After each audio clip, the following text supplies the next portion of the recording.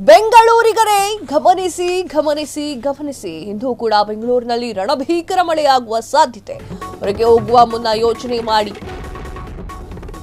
ಬೆಂಗಳೂರಿಗರೇ ಗಮನಿಸಿ ಗಮನಿಸಿ ಗಮನಿಸಿ. ಇಂದು ಕೂಡ ಬೆಂಗಳೂರಿನಲ್ಲಿ ರಣಭೀಕರ ಮಳೆ. ಹೊರಗೆ ಹೋಗುವ ಮುನ್ನ ಸ್ವಲ್ಪ ಯೋಚನೆ ಮಾಡಿ. ರಸ್ತೆಗಳು ಹಾಗೂ ಅಂಡರ್ ಪಾಸ್ಗಳು ಜಲಾವೃತ ಆಗಲಿದೆ. ನಿನ್ನೆ ಮಧ್ಯಾಹ್ನದಿಂದ ಬಿಟ್ಟು ಬಿಡದೆ ಮಳೆ ಕಾಟ ಕೊಡ್ತಾ ಇರುವಂತದ್ದು. ಇಂದು ಕೂಡ ಬೆಂಗಳೂರಿನಲ್ಲಿ ಯೆಲ್ಲೋ ಅಲರ್ಟ್ ಘೋಷಣೆ ಮಾಡಲಾಗಿದೆ. ಅಲ್ಲ, ಬೆಂಗಳೂರಿನಲ್ಲಿ ಭಾರಿ ಮಳೆ. ನಾವು ಕೂಡ ಸುದ್ದಿವಾಹಿನಿಗಳಲ್ಲಿ ಮಾತನಾಡ್ತಾ ಇರ್ತೀವಿ. ಇವತ್ತು ಕೂಡ ನಾನು ಇದನ್ನೇ ಹೇಳ್ತಾ ಇಲ್ವಾ. ಆದರೆ ಬೆಂಗಳೂರಿನಲ್ಲಿ ಮಳೆ ಆದರೆ ರಸ್ತೆಗಳೆಲ್ಲವೂ ಕೂಡ ಹೊಳೆ, ಸಮುದ್ರ, ಕೆರೆ ಅಂತ ಆಗುತ್ತೆ. ಇದಕ್ಕೆಲ್ಲ ಏನು ಮಾಡಬೇಕು?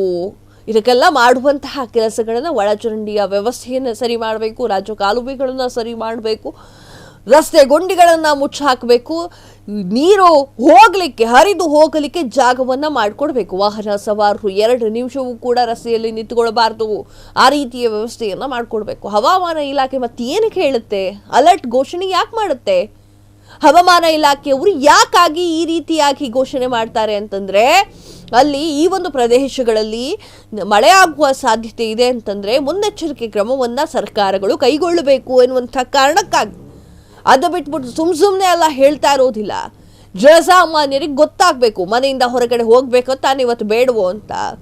ಈಗ ಯಾರು ಕೂಡ ರಾಜಕಾರಣಿಗಳು ಈ ವಿಚಾರಕ್ಕೆ ಸಂಬಂಧಪಟ್ಟಂತೆ ಮಾತನಾಡಿಲ್ಲ ಅಂತಂದ್ರೆ ಏನ್ ಅರ್ಥ ಏನು?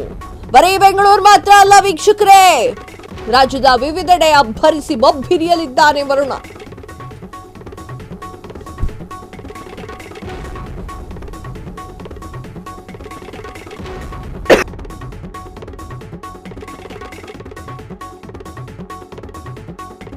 ನಗರ, ಬೆಂಗಳೂರು ಗ್ರಾಮಾಂತರ,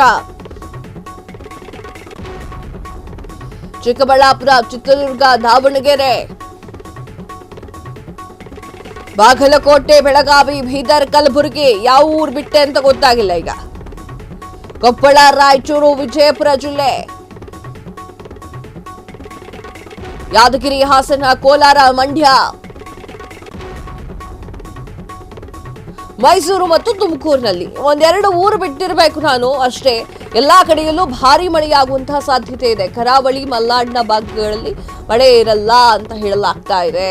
ಬರೀ ಬೆಂಗಳೂರು ಮಾತ್ರ ಅಲ್ಲ, ಇಷ್ಟು ಒಂದು ಪ್ರದೇಶಗಳಲ್ಲೂ ಕೂಡ ಮಳೆಯಾಗುವ ಸಾಧ್ಯತೆ ಇದೆ ಅಂತ ಹೇಳಿ ಹವಾಮಾನ ಇಲಾಖೆ ಎಚ್ಚರಿಕೆಯನ್ನ ನೀಡಿದೆ. ರಾಜ್ಯದಲ್ಲಿ ವಿವಿಧ ಕಡೆಯಲ್ಲಿ 17 ಜಿಲ್ಲೆಗಳಲ್ಲಿ ಇಂದು ಭಾರಿ ಮಳೆಯಾಗುವ ಸಾಧ್ಯತೆ ಇದ್ದು, ದಕ್ಷಿಣ ಕನ್ನಡ, ಉತ್ತರ ಕನ್ನಡ ಜಿಲ್ಲೆಗಳಲ್ಲಿ ಮಳೆಯಾಗುವಂತಹ ನಿರೀಕ್ಷೆ ಜಾಸ್ತಿ ಇದೆ.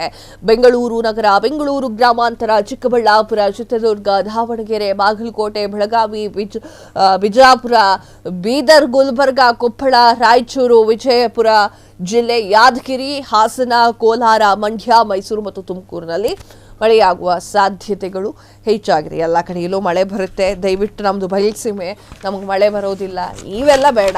ಸಾಕಷ್ಟು ಮಳೆ ಬಂದು ನೋಡಿದ್ರಲ್ಲ ಯಲ್ಲಮ್ಮ ದೇವಸ್ಥಾನ ಅದು ಹೆಂಗೆ ಮುಚ್ಚೋಗಿತ್ತು ಅಂತ ಹೇಳಿ. ಸೊ ನಿಮ್ಮ ಒಂದು ಸೆಕ್ಯೂರಿಟಿಯಲ್ಲಿ ಅಥವಾ ನಿಮ್ಮ ಒಂದು ಎಚ್ಚರಿಕೆಯಲ್ಲಿ ನೀವಿರೋದು ಒಳ್ಳೆಯದು. ಮಳೆ ರಾಜ್ಯದಲ್ಲಿ ಮಳೆ ಆಗಬೇಕು, ಆದರೆ ಜಾಸ್ತಿ ಮಳೆ ಆದರೂ ಕೂಡ ಕಷ್ಟ.